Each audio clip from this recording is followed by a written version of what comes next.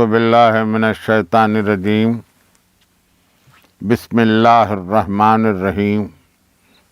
عزیزان گرامی، رمضان المبارک کی 26ویں تاریخ ہے۔ یقیناً رخصت ماہ مبارک ہے۔ یوں تو حکم ہے کہ رمضان کی آخری تاریخوں میں شب قدر کو تلاش کرو، اور ہم کرتے بھی یہی ہیں۔ عبادتوں میں مصروف آخری دہا آپ کا گزرتے گزرتے آج آپ 26 تاریخ تک پہنچ چکے ہیں۔ آپ کی صحیح مشکور ہو، آپ کی عبادتیں قبول ہوں۔ آج میں آپ کی خدمت میں جس فکر کو پیش کر رہا ہوں، اس فکر نے ہم کو بہت متاثر کیا ہوا ہے۔ آپ نے دیکھا ہے کہ ترقی یافتہ ممالک ترقی پذیر ممالک کی مدد کرتے ہیں، یعنی وہ ممالک جو ابھی پوری ترقی پر نہیں پہنچ چکے ہیں، ان ممالک کی مدد ترقی یافتہ ممالک کر رہے ہیں۔ لیکن یہ بات بھی آپ کی نگاہ میں ہے کہ دنیا سمٹ سی گئی ہے۔ میرے عرض کرنے کا مدعا یہ ہے کہ دنیا کی ترقی آج اس مقام پر ہے کہ اگر آپ وقت کو اکائی مان لیں تو فاصلے کم ہو گئے۔ مثلاً اگر ایک آدمی پہلے 1 گھنٹے میں 4 میل پیدل چلتا تھا اور 8 گھنٹے میں 32 میل اس کا پیدل سفر ہوتا تھا، تو آج انگلینڈ سے یا لندن سے بمبئی یا دہلی کا فاصلہ 8 گھنٹے میں 32 میل ہو کے رہ گیا ہے، اگر آپ وقت کو اکائی مان لیں۔ اور اگر فاصلے کو اکائی مان لیں تو پھر یہ فاصلہ اتنا مختصر ہو جاتا ہے کہ وقت کے تئیں فاصلہ سمٹ کے آ گیا۔ اسی کو آپ انگریزی میں یہ کہہ سکتے ہیں کہ the atlas shrugged، پوری زمین سمٹ کے آ گئی ہے۔ یہ کچھ زمینی فاصلوں ہی پر منحصر نہیں ہے۔ ترقی نے یہ کر دیا، آپ کی نگاہوں کے سامنے ہے، میں 1442 میں آپ سے تقریر کر رہا ہوں کہ آپ کا چہرہ، آپ کی گفتگو، آپ کی آواز، آپ کا لب و لہجہ 1 سیکنڈ سے بھی کچھ کم وقفے میں ہزاروں میل کا فاصلہ طے کر کے دوسرے کی نگاہوں کے سامنے ہے۔ آواز کا تو پوچھئے کیا، یوں کہا اور پہنچی۔ اور اب کسی زمانے میں ریڈیو بہت کچھ تھا، وہ زمانہ گیا جب جارج اسٹیفنسن نے ریل کا انجن بنایا تھا تو بڑی تیز رفتار سواری کہلاتی تھی۔ آج تو ترقی یافتہ ممالک میں اسی ریل کی رفتار 400 کلومیٹر 500 کلومیٹر فی گھنٹہ ہو چکی ہے۔ ہوائی جہاز سپر سونک ہو چکے ہیں۔ زمین پر میں کہہ رہا ہوں، فضا میں تیرنے والے ہوائی جہاز جس میں آپ ہم سفر کر رہے ہیں، آواز کی رفتار سے تیز اڑ رہے ہیں، سپر سونک ہو گئے ہیں۔ کانکرڈ ایروپلین سپر سونک ہی رہا ہے۔ میں ابھی راکٹس کی بات نہیں کر رہا ہوں، مریخ پر کمندوں کی بات نہیں کہہ رہا ہوں، چاند پر جانے کی بات نہیں کہہ رہا ہوں۔ یہ ہماری روزمرہ ہے، یہ ہماری روزمرہ کی مصروفیات کے جو ترقیاں ہیں، میں ان کا تذکرہ کر رہا ہوں۔ ایسے میں کاغذ قلم گیا، اس کی جگہ ڈیش بورڈ نے لے لی، اس کی جگہ الفابیٹس کو چننے کا طریقہ شروع ہوا۔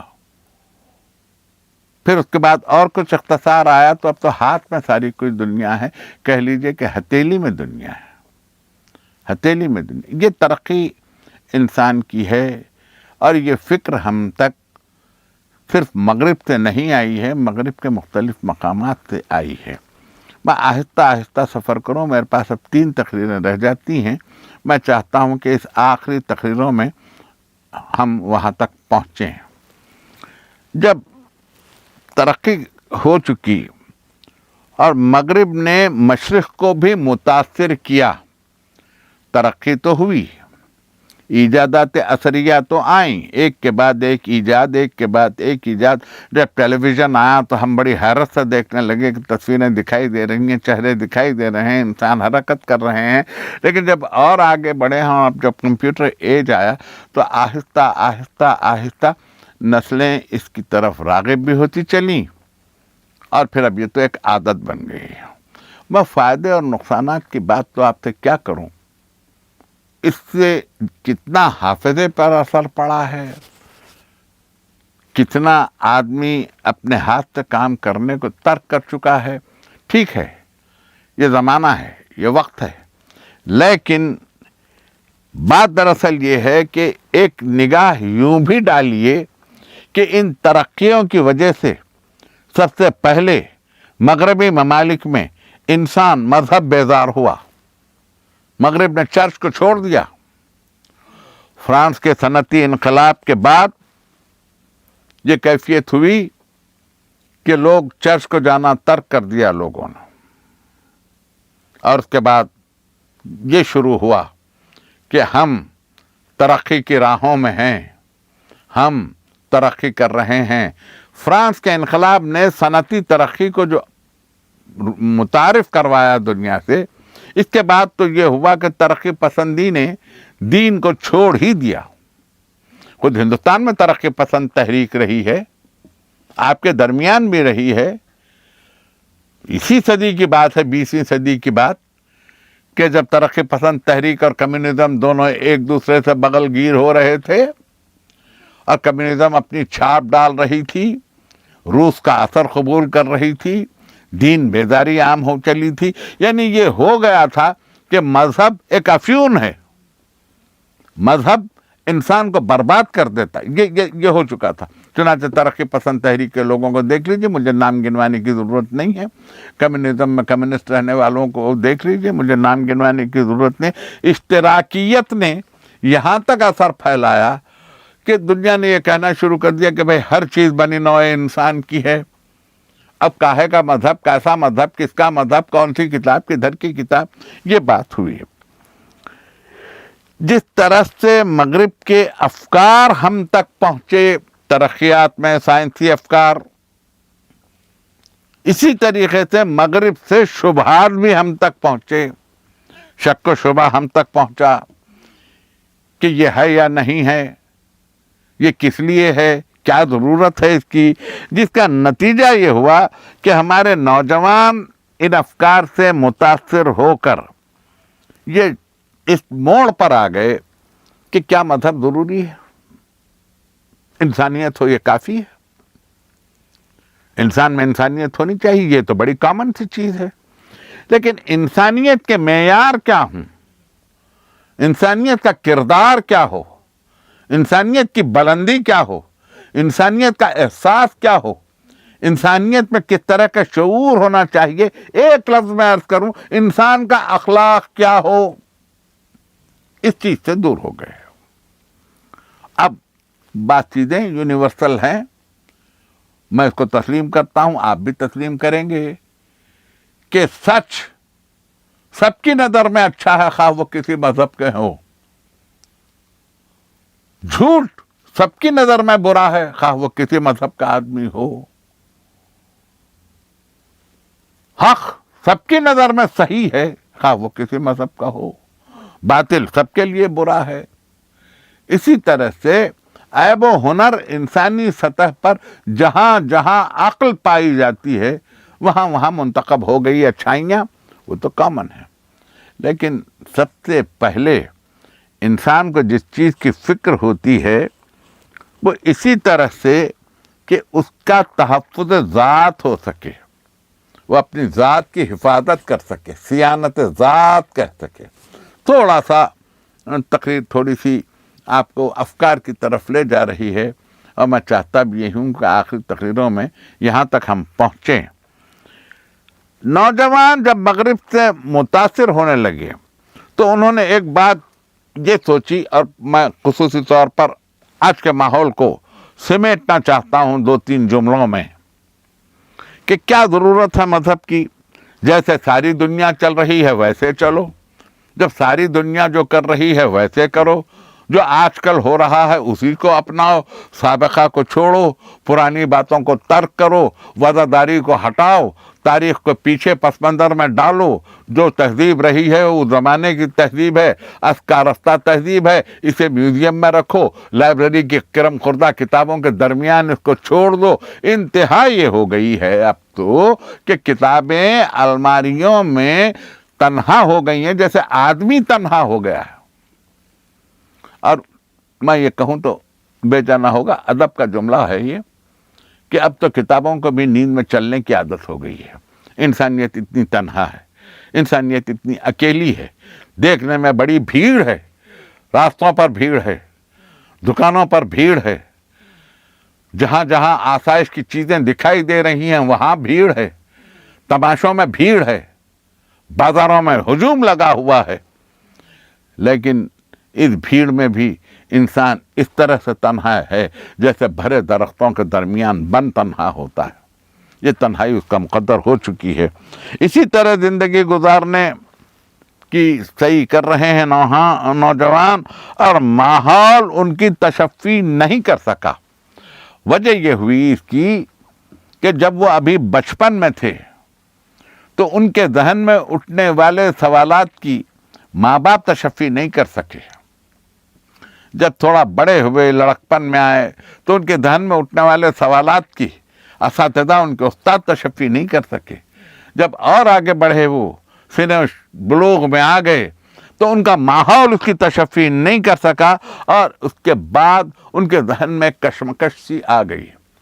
ایک بات آپ کی خدمت میں عرض کروں، اگر آپ برا نہ مانیں تو کہوں، ورنہ کیوں کہوں، کہ جب ہم کو کوئی مرض لاحق ہوتا ہے تو ہم لوگوں کے بتائے ہوئے عطائی چٹکلے استعمال کرنے سے گریز کرتے ہیں، اور اگر کوئی چٹکلا استعمال کرے تو اس کو مشورہ دیتے ہیں کہ کسی طبیب کو بتلاؤ، کسی ڈاکٹر کو بتلاؤ، کسی ڈاکٹر کے پاس جاؤ۔ جب ڈاکٹر کے پاس کوئی جاتا ہے تو وہ مرض کو اوپر سے تشخیص کر کے کہتا ہے کہ یہ ٹیسٹ کرواؤ، لیبارٹری کی یہ ٹیسٹ کرواؤ۔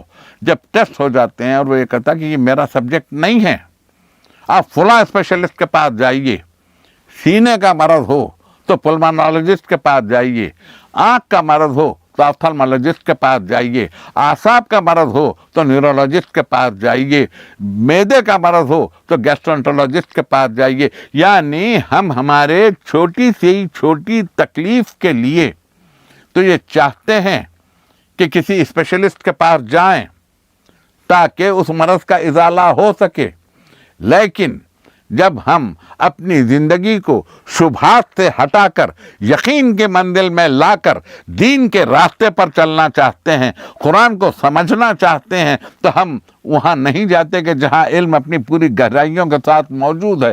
علم گہرائیوں میں عمیق ہے اور طول میں استوار ہے، عموداً کھڑا ہے، ہم وہاں نہیں جاتے۔ ہو یہی چلا ہے کہ جب کبھی نوجوان شکوک و شبہات میں مبتلا ہوتا ہے اور وہ یہ چاہتا ہے کہ وہ جانے، تو ان لوگوں کے پاس وہ پہنچ رہا ہے اور وہ لوگ اس کو دعوت دے رہے ہیں کہ جنہوں نے کبھی قرآن کی کسی ایک آیت پہ غور نہیں کیا، انہوں نے قرآن کی معافی الضمیر پر غور نہیں کیا، انہوں نے قرآن کے رموز پر غور نہیں کیا، انہوں نے قرآن کے اسرار پر غور نہیں کیا، انہوں نے ترجمے کو صرف اپنے لیے کافی سمجھا، لیکن یہ نہیں دیکھا کہ قرآن وحی ربانی ہے، اس کا اپنا ایک تعقل ہے۔ جہاں عقل اپنے کمال پر نہیں ہوتی وہاں نہ قرآن کھلتا ہے نہ کھلتا ہے۔ اب میں تنقید نہیں کہہ رہا ہوں، 6 مہینے کسی پہ میرا روئے سخن کسی طرف نہیں ہے، میری تقریر بالکل شفاف ہے۔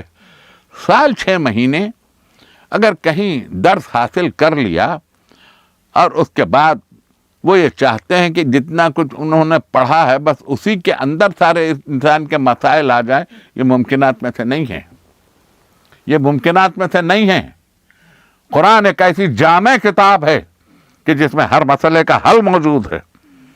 ہر مسئلے کا حل اس کے اندر موجود ہے. اب پوچھا یہ جاتا ہے کبھی کبھی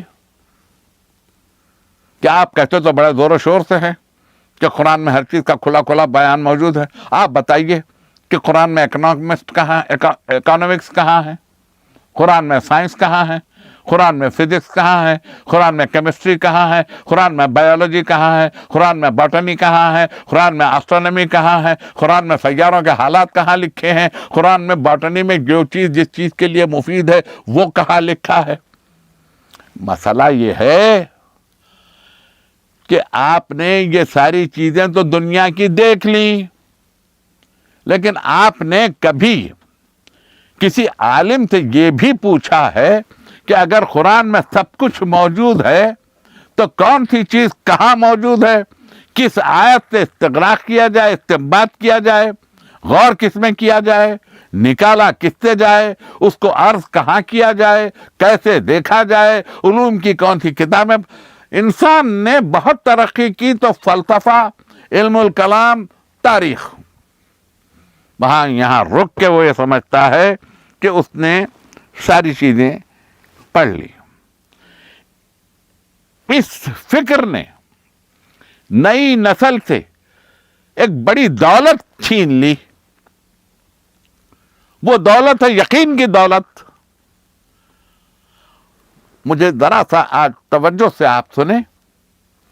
جب کوئی چیز نگاہوں کے سامنے آتی ہے، کوئی خبر، کوئی نیوز، کوئی واقعہ، کسی کا بیان، تو انسان اس کو آج منون تسلیم کرنے پر تیار نہیں ہے. وہ یہ سوچ رہا ہے کہ اس پس منظر میں اس کا ذہن کہیں اور نہ کام کر رہا ہو. یہ دین انسانیت کو سیاست کی ہے. سیاست کی بدلتی ہوئی راہوں نے، سیاست دانوں کے بدلتے ہوئے تیور نے، مغرب کی افکار نے، جہاں کہنا کچھ تھا، کرنا کچھ تھا، بیان کچھ تھا، کردار کچھ تھا، وعدے کچھ تھے، کیا کچھ گیا. میں کسی پہ تنقید نہیں کر رہا ہوں، میں عمومی حالات پہ گفتگو کر رہا ہوں. اس فکر کے بعد انسان سے یقین چھن گیا. جب یقین چھن گیا تو اس کے اندر ہول اتر آیا. اب اس کے بعد میں صرف دو ہی راہیں ہیں کہ انسان یا شک کرے یا یقین. دو ہی راہیں ہیں، کوئی تیسری راہ نہیں ہے. شک میں مبتلا ہو تو ہر آن ہول میں مبتلا رہے. یقین ہو جائے تو پھر وہ ہر بات پہ یقین کے ساتھ چلے. یقین کے لیے تسلیم ضروری، تسلیم کے لیے تصدیق ضروری، تصدیق کے لیے یقین ضروری.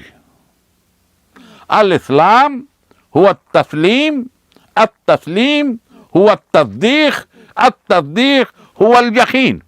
میں پوچھنا یہ چاہتا ہوں کہ کسی چیز پر یقین ہو یا نہ ہو، موت پر تو یقین ہے نا؟ موت پر تو یقین ہے. وہ دہریہ ہو تو موت ہے، وہ ملحد ہو تو موت ہے، وہ کافر ہو تو موت ہے، وہ مرتد ہو تو موت ہے. آپ کم سے کم انسان اس مقام کو تو سوچے کہ کوئی ایسی ہستی بھی ہے کائنات میں جس نے بے یقینوں کو یقین بخشا.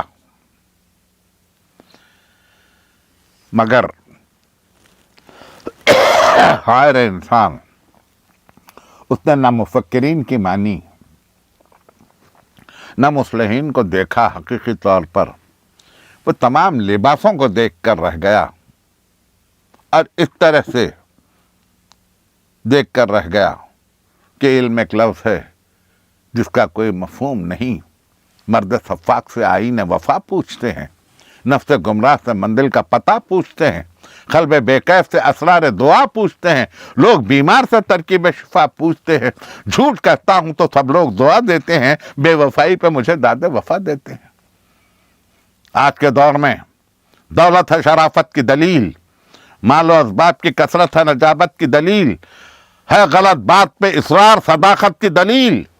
سخت حیرت ہے کہ دولت ہے شرافت کی دلیل، کیا عجب حکم خدا منزل عبرت بن جائے، خواہش نفس اگر حکم شریعت بن جائے۔ بہترین صفت انسان کی اخلاق۔ آخری جملے میں آج آپ کو زیادہ زحمت نہیں دوں گا، کچھ مجھ پر بھی خستگی ہے۔ بہترین صفت انسان کی اخلاق۔ فلسفیوں نے اخلاق پہ زور دیا، علم الکلام کے متکلمین نے اخلاق پر زور دیا، اور اخلاق میں ان صفات کا پیدا ہونا اخلاق ہے جو مطلوب ہے، یعنی جو مطلوب کا مطلب جو کمال مطلوب ہے وہ اخلاق ہے۔ ذرا سا اس جملے کو کھول دوں تاکہ فہم میں آسانی ہو۔ انسان کی زندگی کے دو پہلو ہیں، ایک حفاظت ذات، ایک تکمیل ذات، بس دو ہی پہلو ہیں، دو ہی پہلو ہیں، آپ غور کرتے جائیں اس پہ۔ حفاظت ذات یا صیانت ذات کے تئیں انسان غذا کا حصول کرتا ہے تاکہ حفاظت ذات ہو سکے، اس کی نمو ہو سکے، اس کی ترقی ہو سکے، وہ بڑھ سکے۔ حفاظت ذات میں لباس کا اہتمام کرے تاکہ موسم کے اثرات سے بچا ہوا رہے، صیانت ذات ہے، حفاظت ذات ہے۔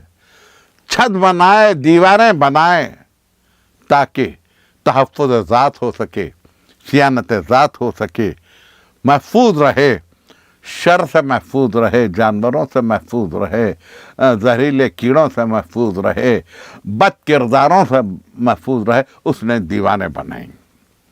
اور یہ سب صیانت ذات ہے، یہ سب تحفظ ذات ہے، یہ ذات کے تحفظ کے لیے ہے۔ سرما کا موسم آیا، گرم کپڑے اختیار کیے، گرما کا موسم آیا، ہلکے پھلکے لباس اختیار کیے، بارش سے بچنے کے لیے اس نے سائبان تلاش کیے۔ یہ سب کا سب صیانت ذات۔ لیکن اس کے بعد ایک اس کی منزل کمال ذات کی بھی ہے، تکمیل ذات کی بھی ہے۔ تکمیل ذات کی منزل حصول علم، حصول علم تکمیل ذات کی منزل ہے کہ وہ علم حاصل کرے، اشیاء کا علم، موجودات کا علم، ذرات کا علم، جمادات کا علم، نباتات کا علم، حیوانات کا علم، پھر خود انسان کو پہچانے، انسان کو جانے۔ علم طب، علم البدن، علم نفسیات، علم الامراض، امراض قلب، اب جتنے امراض، یہ علم کی ترقی ہے۔ علم الابدان میں یہ علم کی ترقی ہے۔ جہاں علم کی ترقی ہے وہاں انسان نے راستہ ڈھونڈنا چاہا کہ میں کس طرح سے اپنی منزل تک جا سکتا ہوں۔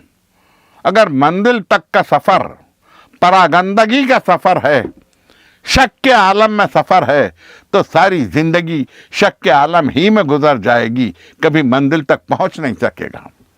آخری جملے آج کی حد تک میں یہ عرض کروں کہ جب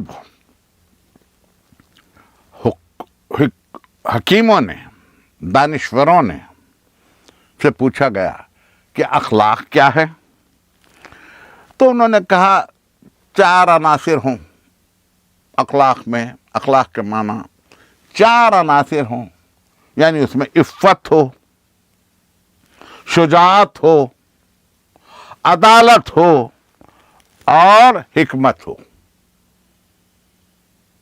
سننے میں تو یہ 4 لفظ ہیں، لیکن برتنے میں آئے تو پوری زندگی کا کردار ہے۔ عفت وہ ہے کہ جس کو آدمی بہت احتیاط سے यूं बरतता है कि इंसान की शराफत खुल जाए। इफ़्फ़त में शराफत है, हमीयत है, गीरत है, हया है, पास है, लिहाज है, मुरव्वत है। ये मैंने आपकी खिदमत में इफ़्फ़त की तारीफ की। शुजाअत, जहां बातिल से न डरे, जहां जुल्म से न घबराए, जहां इंसान उस पर जबर हो तो जबर को हटाने की कोशिश करे, मुज़ाहमत हो तो मुज़ाहमत को हटाने की मुज़ाहमत को हटाए और तरक्की करे। शुजाअत का खासा यह है कि शुजाअत में सब्र हो। जहां सब्र नहीं वहां शुजाअत नहीं। देखिए, एक अजीब जुमला मेरे जहन में आया, चाहता हूं कि आपकी खिदमत में अर्ज कर दूं। सिर्फ तलवार निकाल कर या हथियार निकाल कर हमला कर देना ये शुजाअत नहीं है। जंगो जदल में जाकर शमशीर जनी की महारत दिखलाना ये फ़कत सब्र नहीं है, ये शुजाअत नहीं है। जो जितना बड़ा शुजा होता है वो उतना बड़ा साबिर भी होता है। कभी कभी ये भी देखने में आया है, और जिसकी वजह से इंसानियत मुतवज्जह हुई, कि कोई तौक़ सलासल में असीर है, जिंदान में कैद है, लेकिन सब्र कर रहा है, सजदों पर सजदे कर रहा है, तो ये साबिर भी है, शुजा भी है। शुजाअत बगैर सब्र के नहीं। जहां सब्र नहीं, तहम्मुल नहीं, वहां शुजाअत नहीं। तब आपके पास दो मंजिलें गुजर गई, एक इफ़्फ़त, एक शुजाअत। अब तीसरी मंजिल जरा अहम है कि अदालत। ये दो मंजिलें मैं तय कर लूं, वक्त करीब आ रहा है। तीसरी चीज है अदालत। इस लफ्ज पर आप आज थोड़ी सी तवज्जो दें, और फिर इस लफ्ज को मैं अपनी तकरीर का महवर बनाऊंगा अपनी अगली तकरीर में, यानी कल की तकरीर में। अदालत, अदालत के माने इंसाफ नहीं है, ये हमने उर्दू में तर्जुमा कर दिया है। अदल के माना है किसी चीज को उसके मकाम सही पर रखना, अदल है। अदल को जानना है। एक अजीब बहस छेड़ के मैं तकरीर को यहाँ आखिरी मंजिल पर ले आऊं, ये जब किसी लफ्ज के माना तलाश करने चाहें आप, जब कभी कोई सिफत तलाश करना चाहें, तो पहले उसकी जिद को देखिए कि उसकी जिद यानी अपोजिट क्या है।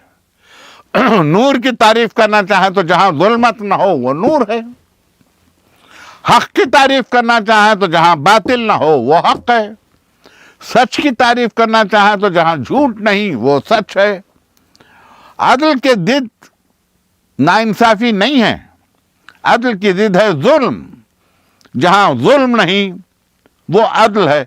अदल को हम किस तरह से आगे ले जाएंगे और इस्लामी तारीख में इसका कहाँ कहाँ असर है, ये जानने के लिए आप कल तक के मुझे इजाज़त दें। आपकी इबादतें कबूल हों। आज आपकी रात पूरी इबादतों में गुजरे।